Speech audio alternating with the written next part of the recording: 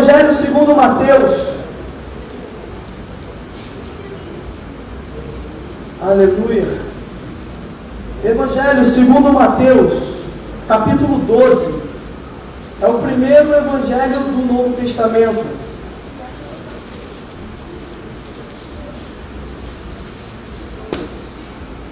Aleluia. Quem achou, diga amém. Amém. Glória a Deus. A partir do versículo 33.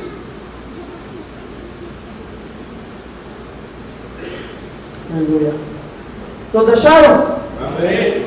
Então me acompanhe. Diz assim: ou fazei a árvore boa e o seu fruto bom, ou a árvore má e o seu fruto mau. Porque pelo fruto se conhece a árvore. Raça de víboras, como podeis fazer coisas boas sendo maus? Porque a boca fala do que está cheio o coração. O homem bom tira do seu tesouro boas coisas, mas o homem mau do seu mau tesouro tira coisas más.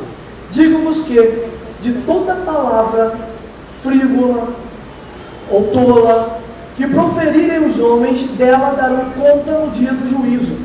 Porque pelas tuas palavras serás justificado, mas também pelas tuas palavras serás condenado. Então alguns escribas e fariseus replicaram: Mestre, queremos ver de tua parte algum sinal. Ele, porém, respondeu: uma geração má e adúltera pede um sinal, mas nenhum sinal lhe será dado, senão o do profeta Jonas. Amém, queridos? Feche os seus olhos. Senhor, em concordância com a oração do meu pastor, do pastor Anilson, eu quero essa noite clamar, Senhor, que nenhuma interferência espiritual haja nesse lugar, que nenhum outro espírito opere nesse lugar, espírito de confusão, de distração, ó Deus, de desentendimento, mas só o Teu Espírito, o Espírito Santo de Deus, tem a ação sobre este lugar essa noite, para nos levar à medida da proporção do que Tu quer para a nossa vida, Pai. Em nome de Jesus, queremos abrir o nosso coração e a nossa mente para compreender a Tua vontade. Que a Tua palavra, como em forma de semente, venha cair em nosso coração e multiplicar, e venha crescer, Senhor, de forma que possamos sair daqui completamente diferente de como entramos. Ó Deus, consolados, transformados, mudados, curados, para o louvor da Tua glória, e os que creem, digam amém. Pode sentar. Glória a Deus. Essa passagem é uma passagem que me chamou muita atenção. Esse é o apóstolo Levi. O nome dele, na verdade, é Levi, não é Mateus. E ele foi, Jesus chamou ele, a convocação dele foi uma convocação interessante. Levi era cobrador de impostos. Levi era como se fosse hoje um funcionário federal, né? Ele representava o governo de Roma. Era um homem com muito dinheiro. Levi era um homem com muito dinheiro. Ele era um homem com muito dinheiro por duas razões. Primeiro, porque ele era funcionário do governo romano. E funcionário do governo romano ganhava muito bem. E segundo, porque em cima do que o governo romano cobrava de imposto, ele colocava um pouco mais para ele. Então, além de ser funcionário do governo romano, ele também era ladrão. Ele roubava do povo. E a Bíblia diz que um certo dia ele estava sentado com a sua pranchetinha na mão e cobrando do povo imposto, e Jesus passa por ele e diz: Levi, vem e segue-me. A Bíblia diz que ele larga a sua prancheta e vai atrás de Jesus, sem saber quem era Jesus, sem ter escutado sobre Jesus. Mas foi uma convocação feita no Espírito, e ele apenas foi. Largou sua profissão, largou quem ele era, e aqui ele escreve sobre Jesus. Jesus muda o nome dele, é Levi Mateus. Levi Mateus. E ele adota Mateus para si, e ele escreve aqui sobre algo que ele ouviu de Jesus. Ele acompanha Jesus, e ele acompanha Jesus não como a maioria acompanha. Ele não acompanha Jesus terça, quinta, domingo de manhã, domingo à noite. Ele acompanha Jesus de perto. Ele acompanha Jesus tomando café com Jesus, almoçando com Jesus, dormindo, vendo Jesus dormir. Ele acompanha Jesus de perto, na intimidade, como nós cantamos aqui. Havia uma intimidade. Ele observa de Jesus muito mais do que o que Jesus falava. Porque a intimidade fazia com que ele enxergasse de Jesus muito mais do que o que Jesus falava. E aqui Jesus estava querendo dar um ensinamento para eles. Os fariseus acompanhavam Jesus à distância, diferente de Mateus. Mateus decidiu seguir Jesus. Tá bom, eu vou largar tudo e vou. Eu vou deixar tudo e eu vou te seguir. Eu vou abrir mão da minha vida, da minha fama, do meu dinheiro. Vou abrir mão de ser ladrão e resolveram seguir Jesus. O fariseu não. O fariseu religioso, ele acompanhava Jesus à distância. Esse negócio de Jesus é legal, mas é ele lá e eu cá. Aqui Jesus dá os ensinamentos, ele fala sobre algumas coisas muito interessantes. Mas o fariseu se aproxima de Jesus, e quando ele se aproxima de Jesus, ele se aproxima com uma cobrança. E é sobre essa cobrança que eu queria falar essa noite. Deus me deu um tempo para essa mensagem, eu queria que você repetisse comigo. Filhos mortos, não, diga filhos mortos, de um Cristo vivo. Ou filhos vivos de um Cristo morto. Sou filho vivo de um Cristo morto. Nós hoje vamos sair daqui com uma decisão no nosso coração. Se somos filhos vivos de um Cristo morto, ou se somos os filhos mortos de um Cristo vivo. Isso é opcional. Nós vivemos em meio a uma cultura. Você nem observa que a cultura te governa. Ninguém percebe que a cultura governa ele. Ninguém percebe. Por exemplo, quantos de vocês achariam super normal se na hora que o pastor Nilson falasse, eu vou chamar um pregador aqui e eu subisse de saia? Ninguém acha normal, né, irmão? Eu, graças a Deus, fui liberto, parei de usar saia. Irmão, você que ainda gosta de usar saia, me procure depois. Tá? Mas, na Escócia, isso é completamente normal. Se você for para a Escócia, você vai ver homem de lá com aquele vestido, aquela saia, assim ou não? De saia, aquelas coisas ridículas, né? Fala que é ridículo para ele. De saia, de xadrez. Por quê? É uma questão cultural. A roupa do escocês não define sua sexualidade na Escócia, mas no Brasil define. É apenas uma questão de cultura, é uma questão cultural. Quer ver uma cultura simples? Por exemplo, não acredito, eu só acredito. Tá vendo? Quem te ensinou isso? É cultura. Nós crescemos no meio de uma cultura. Nós absorvemos a cultura sem perceber que estamos absorvendo. Nós vivemos a cultura sem saber que vivemos. Quer ver? Eu vou dar uma notícia para alguns irmãos aqui, mas irmãos, se controla, em nome de Jesus. Na Alemanha, todo crente bebe cerveja. É cultural. Bia, cerveja na Alemanha é cultura. Cerveja na Alemanha ninguém toma para ficar de porra, hein? Falando besteira, não, é cultura. Eles almoçam tomando cerveja, tudo é a base de cerveja. Crente. As festas dos crentes na Alemanha é com cerveja. Mas aqui não pode por uma questão cultural. Você vai tomar uma cerveja e vai falar, crente. Eu sabia, vou falar com o teu pastor. É cultura. Irmão, não vai para a Alemanha para tomar cerveja, tá? Em nome de Jesus. É cultural. Você absorve a cultura. E a preocupação de Deus é porque o céu também tem cultura. Existe uma cultura celestial que nós não absorvemos. É a única cultura que nós temos dificuldade de absorver. É a cultura do reino. A cultura espiritual. A cultura que governa o trono de Deus e os que estão submetidos a esse trono. Essa cultura nós temos dificuldade de absorver. Nós nascemos num país que foi colonizado pelos portugueses. Portugal é o centro da idolatria mundial, depois de Roma. É o lugar onde mais se tem veneração a imagens de escultura. É o lugar onde mais se tem santo, acho que tem um santo para cada dia da semana. E nós fomos colonizados por este tipo de cultura. Essa cultura veio para o nosso país e ela assumiu o nosso país e nós absorvemos a cultura romana, portuguesa, católica. Nós vivemos essa cultura que diz isso que nós falamos agora. Não acredito, só acredito vendo. É uma cultura que está no nosso coração, enraizada, baseada no que vemos.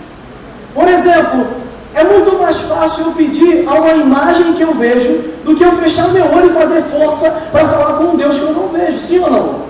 É muito mais simples. Eu posso tocar naquilo ali, é muito mais fácil eu crer no que eu toco, naquilo que eu estou vendo. Mas Jesus disse, bem-aventurados que não viram e creram. A cultura do reino é contramão da cultura desse mundo. A cultura do reino de Deus é completamente ao contrário da cultura que nós absorvemos, mesmo sem saber. Nós estamos vivendo esse ano aí, curados para servir. Uma das curas que a igreja evangélica do Brasil precisa viver é a cultura de ser curado. É de ser curado da cultura que foi enxertada em nós apenas por existir. Acordamos, vivemos, crescemos e somos educados baseado com uma cultura completamente contrária à de Deus. Tipo, toma lá, dá? É cultura. É automático, está enxertado. É a cultura que nós absorvemos. Sendo que é o que Jesus diz: não, querido, não é assim não, só acredito vendo não. Porque bem-aventurado no reino de Deus é aquele que não viu, mas crê. Eu não preciso tocar, eu sei que tem um Deus que cuida de mim e da minha vida. Isso não é baseado no que eu posso ver, é baseado no que o meu coração é capaz de crer. Nós precisamos desesperadamente ser libertos de uma cultura que nos assume sem saber que somos assumidos, que somos escravos. Está aqui dentro. É automático.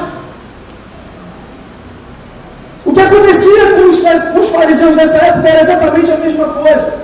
Eles estavam governados por uma cultura baseada no que podia ver. Toda a história da Bíblia foi tomada à base de sinais. Toda a história da palavra tem a ver com sinais. Deus sempre se manifestou por meio de sinais. Deus sempre ensinou, Deus sempre formou baseado em sinais. Deus sempre movimentou através de sinais. Com Moisés foi a mesma coisa. Quando Moisés chegou diante da sarça e Deus convoca ele e fala: você vai libertar o meu povo. Ele disse: que sinais eu vou levar? Eu preciso apresentar alguma coisa, porque a cultura diz que nós precisamos ver para crer. Eu preciso alimentar essa cultura. Eu tenho que apresentar para eles algum sinal. Algum sinal tem que haver para que eles acreditem que eu te represento. Infelizmente a igreja evangélica está assim, tomada por sinais.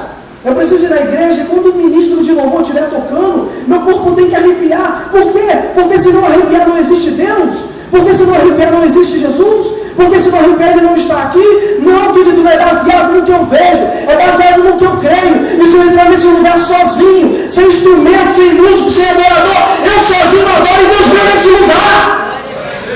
É no teu quarto, é no teu banheiro, é na tua casa, é no teu trabalho. É de frente para Faraó, é de frente para o Mar Vermelho, é cara a cara com a muralha, adorar sem ver e receber de Deus a resposta. Nós precisamos nos libertar dessa cultura infernal, maldita, do baseado no ver para crer. E aí o fariseu, tomado por isso, ele diz: que sinal o Senhor me dá?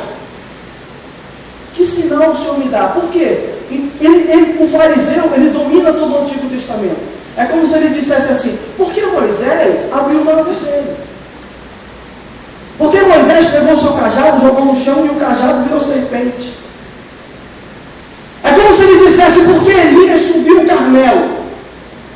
850 profetas, 850 homens, 850 endemoniados, clamando, doido para matar Elias. E a Bíblia diz que eles ficaram a noite toda clamando, e nada acontecia. E aí está escrito que Elias dobra o seu joelho e diz: Deus de Abraão, Isaque e Jacó, derrama fogo sobre esse lugar, para que eles saibam que ainda há profeta em Israel. Só isso. E a Bíblia diz que desceu uma coluna de fogo sobre a oferta. E o negócio foi tão tremendo que a fogo, além de comer o que estava em cima da pedra, o fogo desceu e lambeu toda a água que estava em volta do altar. Numa profundidade, uma vala de 30 centímetros por 30, cavada em volta do altar, cheia de água. E a Bíblia diz que o fogo desceu e lambeu também aquela água. E Deus provou que era Deus naquele lugar. A questão não é se Deus resolve não fazer.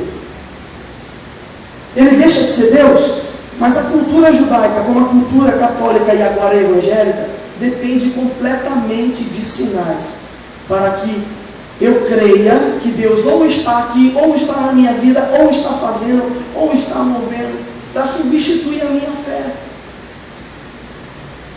É muito mais fácil, é um tempo de facilidade, sendo que a Bíblia diz que a salvação é tomada por esforço, não é por facilidade. Não é fácil, irmãos. Caminhar com Deus não é fácil. Se alguém te disse que seria fácil, mentiu para você. Caminhar com Deus é difícil, porque o reino do céu é para vencedor. Fraco não tem lugar no reino de Deus. Está escrito: e ao que perseverar, lhe será dada a coroa da justiça. Fraco Fraco não persevera, fraco larga, fraco desiste, fraco desanima e vai embora e some. Por isso tem que ser difícil. É a peneira espiritual de Deus. O que vamos herdar é muito maior do que os nossos olhos podem ver. Quantos querem isso? Diga glória a Deus. O que nós vamos herdar, irmãos, os dois braços não abraçam, a mão não consegue suportar. O que vamos herdar, os nossos olhos humanos não seriam capazes de ver. Você tem noção que se Deus manifesta a glória dele aqui como é, todos nós morreríamos? Porque é maior que o sol. E o que é o sol? Deve caber na ponta do dedo de Deus. Os fariseus confrontaram Jesus. Beleza, tu está aí fazendo um monte de sinal, tu está aí caminhando, falando que é de Deus, que é profeta. E que sinal tu me dá? O que me confronta é que nessa fase aqui que os fariseus estão confrontando Jesus, Jesus já tinha curado muito cego, Jesus já tinha feito muito surdo ouvir, Jesus já tinha multiplicado os pães, Jesus já tinha curado o leproso, e o cara quer sinal ainda. No meio disso tudo, eles ainda questionam: dá para dar um sinal?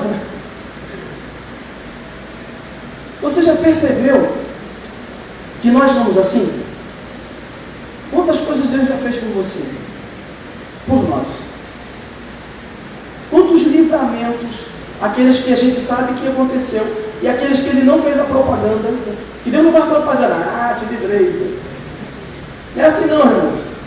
De madrugada eles falam assim: levanta, lembra aquela hora? Então, Ele apenas faz por amor, não quer nada de nós, Ele ama e faz. Diga glória a Deus. Ele pode ter te dado um livramento hoje e você nem viu. Eu então, que trabalho na rua, dirigindo o dia inteiro, eu fico pensando: Senhor, nem me deixa ver, só livre.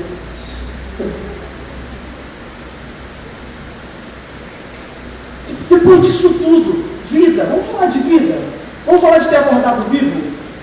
O maior dom de Deus é vida, diga amém. Amém. Acordamos vivos. Quantos de nós está em perfeita saúde? Ainda assim nós, eu vou na igreja hoje porque eu preciso de um sinal. De um sinal de Deus. Tu está vivo, amado. Quem está vivo, diga amém. Amém. O fariseu ignorava todos os sinais que Jesus tinha feito já para pedir a ele mais um sinal. Eu fui perguntar a Deus: por que isso, Oséias? Por que esse cara está pedindo mais um sinal? Se tanto sinal já tinha acontecido. Primeiro, como fariseu, ele acompanhava Jesus à distância. E todos aqueles que acompanham Jesus à distância não percebem que no dia a dia ele dá sinal para a gente. Todos aqueles que que acompanham Jesus nos dias de culto, fora dos dias de culto, não observam que Jesus está fazendo sinal. Todos aqueles que só têm contato com Jesus em dias de culto, fora dos dias de culto, não percebem que Ele está sentado do teu lado o tempo todo, de madrugada, de manhã, quando o patrão te humilha, quando o teu marido não quer nada, quando tua esposa não quer nada, quando teu filho desobedece. Existe um Deus que zela pela tua vida 24 horas, veja você ou não, porque foi Ele que disse assim: eis que estarei convosco todos os dias, até a consumação dos séculos. E Deus não mente, querido. Se Ele disse que está, e Ele está nesse lugar essa noite. Ele vai nos libertar da tradição do preciso ver para crer. Porque Ele quer fazer muito mais. Eu fui perguntar para Deus: Senhor, por que esse fariseu pediu mais alguma coisa? Por quê? Ele falou: primeiro, por causa da distância. A religião nos afasta da essência de quem é Deus. Eu só preciso frequentar o culto e botar uma gravata e eu vou para o céu. É mentira. Eu só preciso dizimar e ofertar e eu vou para o céu. Mentira. Religiosa. Isso afastava o fariseu, dizendo: eu preciso desenvolver um relacionamento íntimo, pessoal com Jesus. Primeiro. Segundo, nós somos insaciáveis. Nós nunca estamos satisfeitos. Nós sempre queremos mais. Se o meu salário é assim, daqui a 2 meses eu estou aí. Quando eu entrei foi ótimo. Caraca, agora eu vou poder pagar isso, aquilo, né? Que bênção. Com 3 meses depois, patrão, podia aumentar um pouco. Já não é mais. Já não está tão satisfeito. O emprego era o emprego. 1 ano depois tu está cansado. Eu preciso de férias. Né? Nós somos assim. É da nossa natureza. Né? Nós queremos um telefone. Aí quando conseguimos, já lançou outro. Né? Os viciados em tecnologia, diga amém. Ó, tá vendo? Aí. É assim, irmão. Tô falando uma mentira. Eu vou levantar minha mão.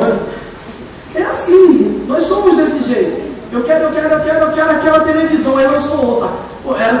Bastava eu ver alguém numa tela. Eu estava falando, agora tem que ser LED de não sei o que, né? É assim, nós somos insaciáveis. E com Deus não muda. Com Deus é a mesma coisa. Nós somos insaciáveis. Quem vive de sinal nunca vai ficar satisfeito. Eu quero um outro sinal. Eu quero um outro sinal. Eu preciso de outro sinal. Eu preciso de outro sinal. E Jesus disse, chega de sinal. Não vou dar mais sinal. E por quê? Ele explica o porquê. Foi aí que eu fui confrontado. Quando ele diz assim, eu não vou dar mais sinal, chega de você viver escravo. Veja bem, eu estava falando de Moisés, eu vou até usar Moisés como exemplo. A Bíblia diz que Moisés chega diante da sarça e ele diz assim, qual é o teu nome? Porque Moisés vinha de uma cultura egípcia, eu já até mencionei isso aqui. Moisés foi criado dentro de uma cultura egípcia que é quase igual à romana. Havia uma entidade para cada ação. Por exemplo, tinha lá o Deus casamenteiro. Alguém já ouviu falar nele? Então, lá no Egito tinha o Deus casamenteiro, que se não me casar eu amarro você de cabeça para baixo. Tem esse aqui também, na cultura romana. Lá tinha a deusa da fertilidade também. Cada um tinha um nome por ação. O Deus Ra, o Deus Anubis, tinha a deusa Ísis. Cada um desses deuses tinha uma ação direta baseada no que iria fazer.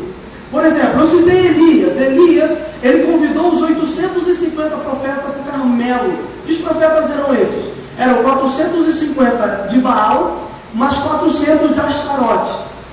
Eram 2 entidades que Jezabel levou para Israel na época. Então, o que eles faziam? O Deus de Baal, ele era responsável pela chuva, segundo a crença de Jezabel. Baal era que fazia chover. Aí Elias se revoltou e falou, quer saber, não vai chover nada agora. Não vai, acabou. 3 anos sem chover, não teve Baal que fizesse chover. E aí por isso gerou essa confusão. Ele confrontou os 850, mas a ação da entidade tinha a ver com o que ele fazia. Tinha que ter um nome. Por isso Moisés fala assim, Senhor, eu vou dar tudo bem. O Senhor está falando comigo para ir lá falar com o teu povo, mas eu tenho que dar um nome. Tu faz o quê? Tu dá filho? Tu dá carro? Qual é o teu... Tu dá apartamento? Tu é casamenteiro? Gostou, né, Bíblia? Ele queria uma aplicação do nome. Tu és o Deus da guerra, São Jorge Guerreiro. Havia um nome para uma ação. O nome representava o que ele iria fazer. Aí Deus confunde ele. Deus fala assim, meu nome é Eu Sou. Tu não falou nada. Eu sou? Que nome é esse? Eu sou. Sinceramente, quem vem na igreja buscar eu sou? Geralmente nós vamos buscar na igreja o eu faço. Eu te caso, eu te prospero, eu te dou mulher, eu te dou homem, eu te dou carro, eu te dou... É o eu faço. E a igreja, aqui não, graças a Deus. Mas aí fora, é o que buscam. Não é o eu sou. Se Deus, você chega aqui, Senhor, eu sou. Pô, não me ajudou em nada. Eu vou continuar solteiro? Eu vou continuar andando a pé? Então, era exatamente o confronto que vinha no coração de Moisés naquele momento. Sabe por que ele disse isso? Porque ele disse assim, olha, eles estão acostumados, pode ler depois, eles falam assim, estão acostumados com Deus, Abraão, Isaac e Jacó. O que ele quer dizer com Deus, Abraão, Isaac e Jacó? Deus de Abraão. Abraão não podia ter filho, a sua esposa já estava numa certa idade, não podia ter filho. Deus interviu e deu um filho para ela. Então Deus era reconhecido como Deus de Abraão, não porque cuidou de Abraão, mas porque deu para Abraão um filho. Isaac, deu para Isaac e Rebeca. Era o maior sonho de Isaac. E deu Rebeca. Jacó Jacó 12 nações, se tornou Israel. Israel é o nome de Jacó, e fez em Jacó 12 nações, 12 tribos. Deus disse: eles me conhecem como Deus de Abraão, Isaac e Jacó. Eles me conhecem como Deus, eu faço, mas no deserto não será mais assim, porque eu não farei, eu estarei no deserto com eles. Deus não quer fazer por você no deserto, Deus quer estar com você no deserto. Diga glória a Deus. Quantos querem Deus no seu deserto? Diga amém. E é o que Deus quer fazer. Eu vou levar eles para o deserto, mas lá eu não vou fazer, lá eu serei, eu vou me manifestar numa coluna de fogo. Para o povo viciado em sinais. Os sinais nos escravizam. O que eu posso ver me escraviza e limita a ação de Deus. Porque Deus não trabalha em função do que eu quero. Deus trabalha em função do que eu creio. A mão de Deus não é movida pelo meu pezinho de pirraça. Eu quero. A mão de Deus é movida pela atitude de fé. Eu creio. Isso move a mão de Deus. Mas para isso tinha que acontecer o que ele disse. Eu não vou dar nenhum sinal. Chega de sinal. Jesus falando. Depois disso ele curou um monte de gente. Então não faz sentido nenhum ele ter dito isso, né? Aos olhos humanos, que sentido faz? Ele disse: eu não vou dar mais sinal. Saiu dali e multiplica pão, cura de novo, tudo de novo. Então como é que eu não vou dar sinal? Se ele continua dando sinal. Qual era o sinal que ele estava querendo dizer? Ele disse assim: eu não vou dar mais sinal, a não ser o sinal dado ao profeta Jonas. E era aqui que eu queria ficar. Aqui que eu vou começar a falar a revelação que Deus colocou no meu coração para compartilhar com vocês essa noite. Nenhum sinal eu darei, chega de sinal. O único sinal que eu vou dar agora será o sinal que foi dado ao profeta Jonas, de que 3 dias ele ficou dentro do peixe, do grande peixe. Assim como Jonas ficou no grande peixe, eu também ficarei no seio da terra durante 3 dias. Que foi o que aconteceu após a sua crucificação. Ele foi crucificado e foi colocado numa caverna, o seu corpo. Em espírito ele foi no inferno, tomou as chaves do diabo, voltou e apareceu para Maria. Esse processo durou 3 dias. Foi exatamente o tempo que ficou Jonas no estômago do peixe, do grande peixe. 3 dias. São 3 dias de trevas. São 3 dias de escuridão. A diferença entre os dois é que Deus botou Jonas dentro do grande peixe para que Jonas pudesse obedecer. E Cristo se lançou dentro do grande peixe para obedecer a Deus por vontade própria. Eu queria saber, se você colocasse no seu coração hoje, que tipo de categoria você tem sido. Se você é daqueles que se lançam na vontade de Deus, ou está esperando o grande peixe te engolir para fazer aquilo que Deus quer que aconteça na sua vida. Ele disse: nenhum sinal eu vou dar, Jonas. Nenhum sinal eu vou dar, a não ser o dado para o grande peixe, para Jonas, do grande peixe. E eu fui estudar essa questão. Quando ele diz: eu vou ficar no seio da terra, lógico que teologicamente ele queria falar da sua ressurreição. Isso não tem como questionar. Mas eu fui estudar a raiz da palavra terra. Terra e homem, do original do hebraico, significa a mesma coisa. Tem o mesmo significado. Se você for estudar no original a palavra terra, tem o mesmo significado para homem, porque o homem saiu da terra. Então terra e homem tem o mesmo sentido teologicamente falando, dentro da origem da palavra do hebraico. Quando Jesus disse: eu vou ficar dentro do seio da terra 3 dias e depois eu ressuscitarei, ele estava falando de um processo. Que processo? O processo de ser curado para servir.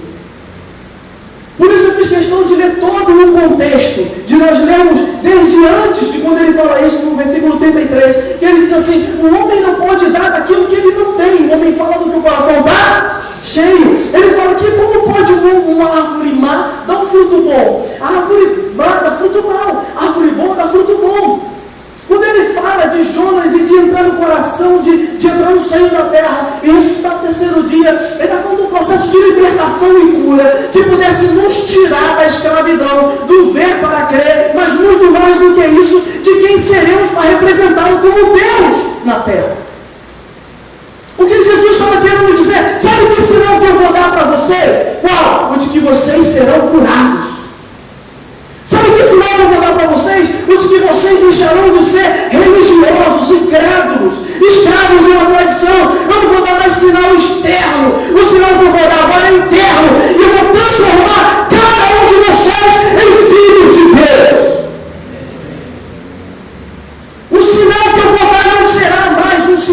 por fora. E ele continuou dando. Sabe que sinal vocês precisam? Ó, fariseus. Isso ele falando com os fariseus. Vocês precisam de ter o interior de vocês transformado, para que vocês reconheçam que eu sou Deus. Nós vimos aqui o pastor Emerson falando. Isso não sai na minha cabeça, eu estou orando para Deus tirar, que eu não aguento mais. O pastor Emerson falou assim: tem um irmão lá na igreja, os jovens estão cansados de ouvir isso, já falei para mais de meia dúzia aqui. O pastor Emerson falou assim: tem um irmão lá na igreja, que ele está lá um ano, mas ele não é da igreja. E eu estava sentado ali, eu fiquei confrontado com isso. Eu falei: meu Deus, esse pastor é maluco mesmo. Ele, como sacerdote da igreja e como autoridade de Deus naquele lugar, ele está dizendo que o indivíduo está um ano na igreja e não é nada dele. Olha só, ele está lá um ano, mas ele não é da igreja. E como pode? O cara frequenta o culto um ano, está lá com ele e ele está dizendo que não é. Que não está. E eu fui questionar a Deus sobre isso. Ele disse: filho, lá em Isaías está escrito que eis que a minha mão não está encolhida para que não possa abençoar, mas o teu pecado faz diferença entre separação entre você e o vosso Deus. Então o que eu entendi não é que Deus fica assim com a mão atrás de mim. A mão de Deus está parada, não está encolhida. Diga glória a Deus por isso. A mão de Deus não está encolhida. A questão é que eu entro e saio de debaixo dessa mão. E o que o pastor Emerson foi essa essência. O pastor Emerson entendeu, foi essa essência. Eu sou pastor daquele lugar. Eu sou o anjo daquele lugar. Deus me instituiu como líder naquele lugar. Minha mão está estendida para todos, mas nem todos querem estar debaixo da minha mão.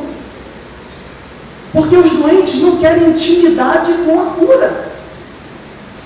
Quem quer ser curado, diga glória a Deus. Glória a Deus. Eu preciso ser curado, irmãos. E eu louvo a Deus que Deus tem usado o pastor Alexandre para me ajudar com essa área. Eu tenho irmãos que me ajudam com essa área, com cura. Jesus disse que é sinal. Eu não sei que sinal você veio buscar aqui essa noite, mas Jesus está dizendo para você que tudo que vai acontecer fora de você depende de quem você é dentro de você. Tudo que você vai receber de fora depende de quem você é por dentro. Você sabia que a sua esposa responde a quem você é? Você sabia que o seu filho responde a quem você é? Que o seu marido responde a quem você é? Não, Wellington, você não sabe quem ele é. Não, eu sei quem é a palavra. E a palavra diz: o que você quer do homem, faça você primeiro. É uma lei de Deus. Jesus estava preocupado com que tipo de fruto seria dado e não com que tipo de sinal seria feito. Deus não precisa nos provar que é Deus, irmãos. Deus precisa nos curar imediatamente, porque eu não aguento mais ser escravo da tradição. Diz que eu dependo de um sinal para que eu creia e viva a vontade de Deus. Se nós dependemos de um sinal de Deus para estar neste lugar, no dia que Deus não der sinal, eu vou dizer que Deus não esteve aqui. Isso não é real. Se eu dependo de um sinal para seguir a vontade de Deus, nem sempre Deus vai dar ao pastor Alexandre um sinal, mas eu preciso me submeter a ele o tempo todo, porque Deus colocou ele como líder sobre a minha vida. Não, pastor, não tem mais sinais. Jesus estava cansado de quem seguia ele como líder por causa dos seus sinais.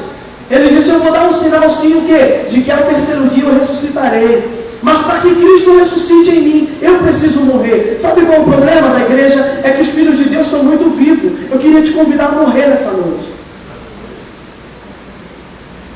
Você hoje precisa fazer uma escolha na sua vida. Ou você morre e Cristo vive, ou você vive e Cristo continua dentro da cova. Ou você é um filho morto para que Cristo viva, ou você é um filho vivo e Cristo fica morto dentro de você a vida inteira. O apóstolo Paulo, no livro de Gálatas, capítulo 2, ele diz: eu fui crucificado com Jesus. Eu decidi ser crucificado com Jesus. E agora não vivo mais eu, então eu morri. Mas Cristo vive em mim. Sabe o que Jesus fez nesse homem? Ele morreu dentro desse homem, e dentro desse homem ele ressuscitou 3 dias depois, e com o apóstolo Paulo, literalmente foram 3 dias. Ele teve um encontro com o apóstolo Paulo ficou cego 3 dias. Antes do apóstolo Paulo, que se chamava Saulo, ter esse encontro com Jesus, ele matava crente. Por exemplo, ele chegaria aqui agora, colocaria uma corrente por fora daquela porta e tacaria fogo em nós. Ele ele ia no rei, na autoridade, no governo, e ele pegava uma carta do governante autorizando ele a atacar fogo nos crentes, a apedrejar os cristãos. Ele tem um encontro com Jesus e ele cai. 3 dias depois, 3 de novo, o perseguidor se torna perseguido. O perseguidor de Jesus, aquele que quando ficou cego era um perseguidor, se levantou apóstolo. Irmãos, Deus pode daqui a 3 dias levantar apóstolos nesse lugar. Basta uma decisão, basta entender em que situação você está, porque esse é o verdadeiro sinal. Essa transformação que houve com o apóstolo Paulo tem que haver conosco, para deixarmos de ser escravos de uma cultura que nos impõe sinais. As igrejas aí fora estão cheias de gente atrás de sinais. Nem por isso irão para o céu. A preocupação da Nova Vida de Curicica, do pastor Alexandre, dos pastores deste lugar, querido, não é que você tenha um carro, é que você tenha um lugar à direita de Jesus Cristo no céu. Você quer isso ou você quer o carro? Eu também posso orar pelo carro. A preocupação da Nova Vida de Curicica é para onde irá a tua alma. A preocupação de Jesus era para onde iria a alma daquele povo que estava seguindo ele. Dá um sinal, dá um sinal. Me dá um sinal, não vou dar sinal nenhum. Sabe qual sinal haverá? De que eu penetrarei no interior do homem, mas ao 3º dia, se deixarem, eu ressuscitarei e eles serão nova criatura para viver a minha glória, as virtudes do meu poder, romper como tem que romper e ser curado para servir. Meu Deus. Não dá para cobrar do marido que ele venha para a igreja se ele não vê Jesus em você. Eu vou fazer uma campanha porque eu quero que meu marido esteja aqui. Faz campanha não, se converte. Deixa ele ver Jesus brotar de dentro de você. Como? Sendo manso como Jesus é manso. Suportando a humilhação de cabeça baixa, como Cristo suportou. Estando crucificado com Jesus, eu garanto que com ele também você será glorificado. Diga amém. Amém. Não são palavras minhas, está escrito. Porque se com Cristo morremos, certo, quer ver? Abra comigo em 2 Timóteo 2,11.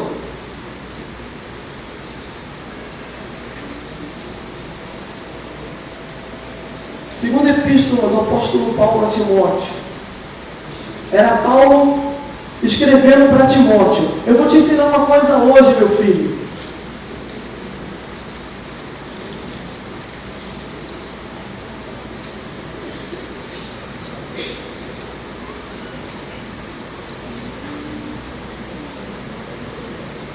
Quem achou, diga amém. Amém.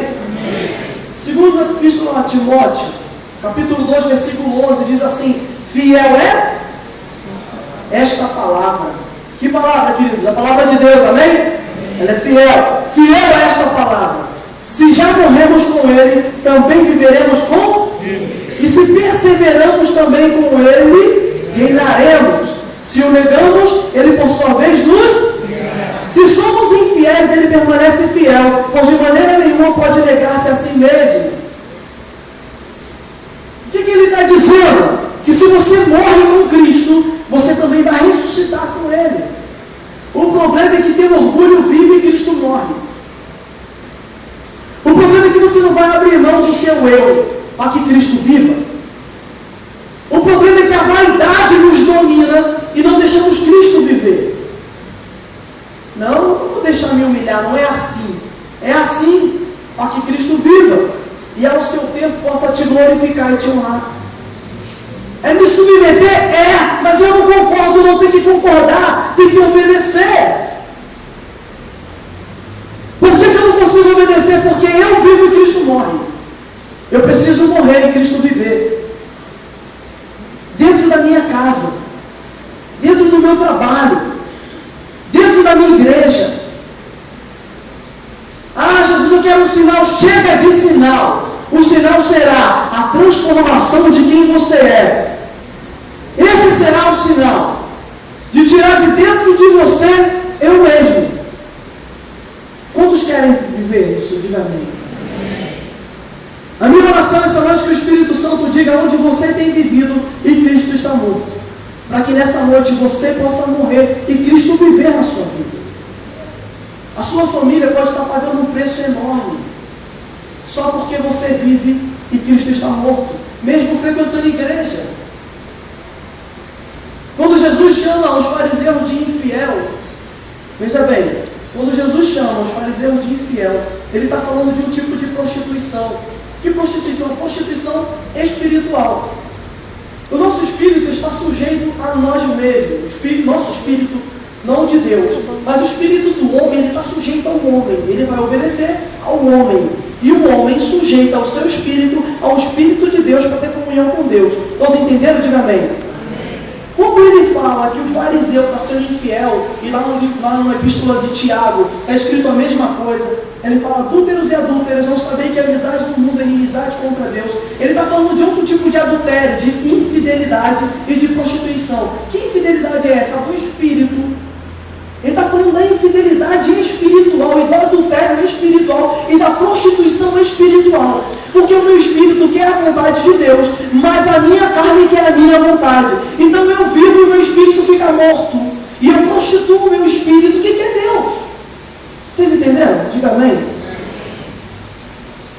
Quando ele fala assim, ó infiéis, é porque o espírito deles estava ansiando pela manifestação de Jesus. Mas quando Jesus se manifestou, eles eram tão religiosos que não viram. Por exemplo, quem veio nesse lugar hoje buscar um sinal, e não vai haver sinal, eu vou te avisar que o sinal será que essa palavra entre no teu coração e você cresça.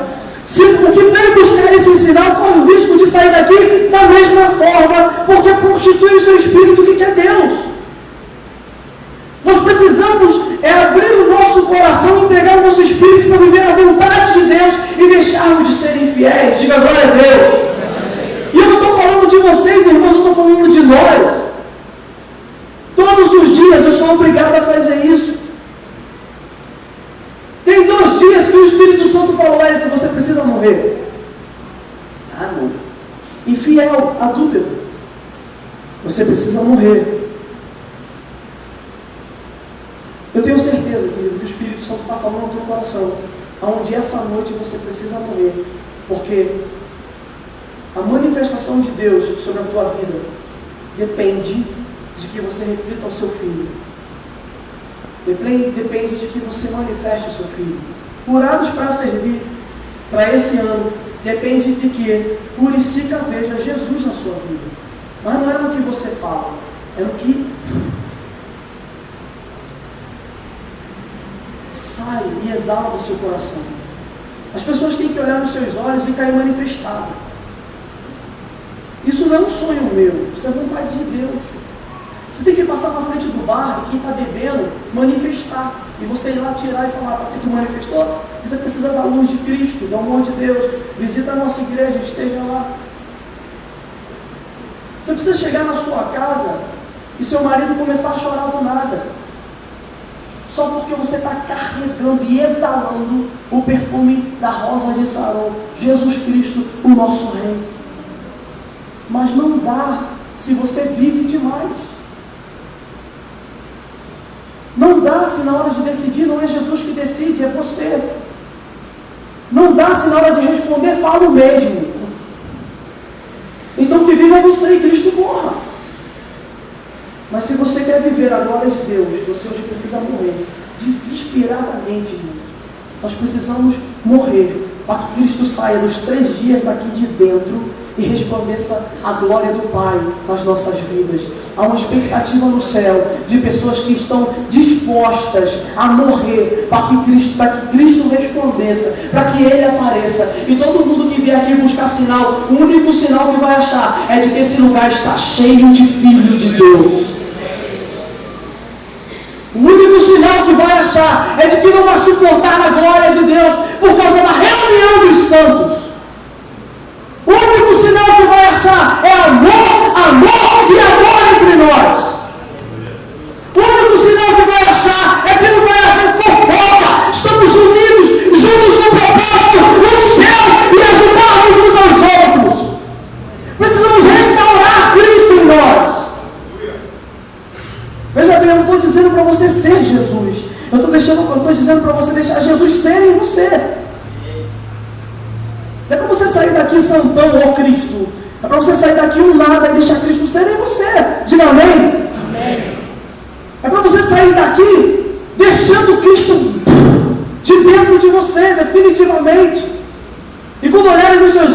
assim, cara, você está diferente.